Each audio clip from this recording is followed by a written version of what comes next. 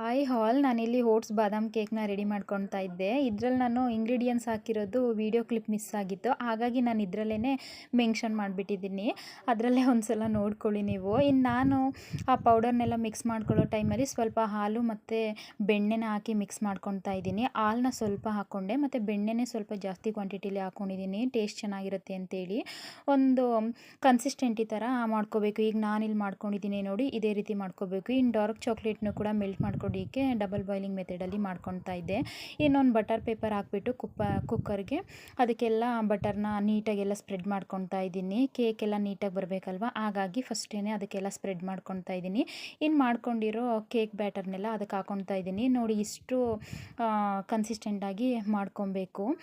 ಇಷ್ಟು ಥಿಕ್ನೆಸ್ ಇತ್ತು ಅಂತಂದರೆ ನೀಟಾಗಿ ಕೇಕ್ ಆಗುತ್ತೆ. ಕೆಲವರು ಇನ್ನೂ ಅದನ್ನು ತೆಳ್ಳಗೆ ಮಾಡ್ಕೊತಾರೆ. ಆ ಥರ ಮಾಡ್ಕೊಂಡಾಗ ನೀಟಾಗಿ ಅದು ಕುಕ್ ಆಗೋದಕ್ಕೆ ಟೈಮ್ ತೊಗೊಳುತ್ತೆ ಮತ್ತು ಚೆನ್ನಾಗಿ ಬರೋದಿಲ್ಲ ಅದು. ಹಾಗಾಗಿ ನಾನು ಈ ಥರ ಮಾಡಿಕೊಂಡೆ. ಮತ್ತು ಇದನ್ನು ಫುಲ್ಲು ನೈಸಾಗಿ ಗ್ರೈಂಡ್ ಮಾಡ್ಕೊಳ್ಳೋಕೆ ಹೋಗ್ಬಿಡಿ. ಸ್ವಲ್ಪ ತರಿ ಇರಬೇಕು. ಬಾದಾಮು ಮತ್ತು ಓಟ್ಸ್ ಎಲ್ಲ ಸ್ವಲ್ಪ ಸಿಗಬೇಕು. ರವೆ ಇರುತ್ತೆ ನೋಡಿ, ಅದಕ್ಕಿಂತನೂ ಸ್ವಲ್ಪ ಇನ್ನೂ ತರಿಯಾಗಿಯೇ ಇರಬೇಕು ಇದು. ಆ ರೀತಿ ನೀವು ರುಬ್ಕೊಬೇಕು. ಇನ್ನು ಅದನ್ನೆಲ್ಲ ಹಾಕಿ ಇದಕ್ಕೆ ಸ್ಪ್ರೆಡ್ ಮಾಡಿಕೊಂಡು ನೀಟಾಗಿ ಒಂದು ಸ್ಪೂನ್ ಸಹಾಯದಿಂದ ಅದನ್ನೆಲ್ಲ ಸಮ ಮಾಡ್ಕೊತಾ ಇದ್ದೀನಿ. ಇನ್ನು ಚಾಕೋ ಚಿಪ್ಸ್ನೆಲ್ಲ ಹಾಕ್ತಾಯಿದ್ದೆ ಡೆಕೋರೇಷನ್ಗೆ ಅಂತೇಳ್ಬಿಟ್ಟು. ಮತ್ತು ತಿನ್ನಬೇಕಾದ್ರೆ ಮಧ್ಯೆ ಮಧ್ಯೆ ಅದು ಕೂಡ ಸಿಕ್ಕಿದಾಗ ಟೇಸ್ಟ್ ಇರುತ್ತೆ ಅಲ್ವಾ, ಹಾಗಾಗಿ ನಾನು ಇದನ್ನು ಹಾಕ್ಕೊಂಡೆ.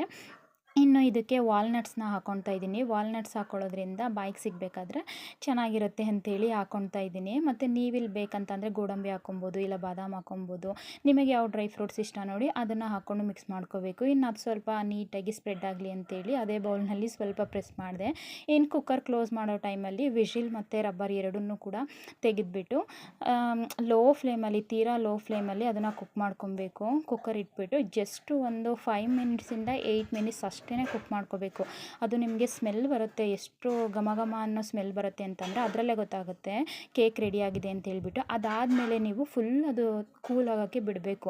ಒಂದು 1/4 ಗಂಟೆ 20 ನಿಮಿಷನಾದ್ರೂ ಅದನ್ನು ಬಿಡಬೇಕು. ಬಿಟ್ಟಾದಮೇಲೆ ಈ ಥರ ಚಾಕು ಸಹಾಯದಿಂದ ಸುತ್ತ ಒಂದು ಗೆರೆ ಥರ ಹಾಕ್ಕೋಬೇಕು. ಅದನ್ನು ಬಿಡಿಸ್ಕೊಳ್ಳೋ ಥರ ಹಾಕ್ಕೊಂಡು ಪ್ಲೇಟಿಗೆ ಹಾಕ್ಕೊಂಡು ನೀಟಾಗಿ ಅದು ಸ್ಪ್ರೆಡ್ ಆಗುತ್ತೆ ಪ್ಲೇಟಿಗೆ.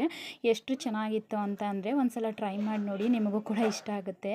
ಇನ್ನೆಲ್ಲ ತೆಗೆದಾದ್ಮೇಲೆ ಡಾರ್ಕ್ ಚಾಕ್ಲೇಟ್ ಮೆಲ್ಟ್ ಮಾಡ್ಕೊಂಡಿದ್ದೆ ಅಲ್ವಾ, ಅದನ್ನು ಕೂಡ ಮೇಲೆ ಸ್ಪ್ರೆಡ್ ಮಾಡಿಕೊಂಡು ಬಾದಾಮು ಮತ್ತು ಪಿಸ್ತಾ ಎಲ್ಲ ಚಾಪ್ ಮಾಡಿಟ್ಕೊಂಡಿದ್ದೆ, ಅದನ್ನು ಕೂಡ ಎಲ್ಲ ನೀಟಾಗಿ ಸ್ಪ್ರೆಡ್ ಮಾಡಿಕೊಂಡೆ. ಎಷ್ಟು ಚೆನ್ನಾಗಿ ಟೇಸ್ಟಿಯಾಗಿತ್ತು ಅಂತಂದರೆ ಒಂಥರ ಸ್ಮೂತಾಗಿ ಬಫಿ ಥರ ಇತ್ತು. ತಿನ್ನಬೇಕು ಅಂದಾಗ ತುಂಬಾ ಚೆನ್ನಾಗಿರುತ್ತೆ ಇದು.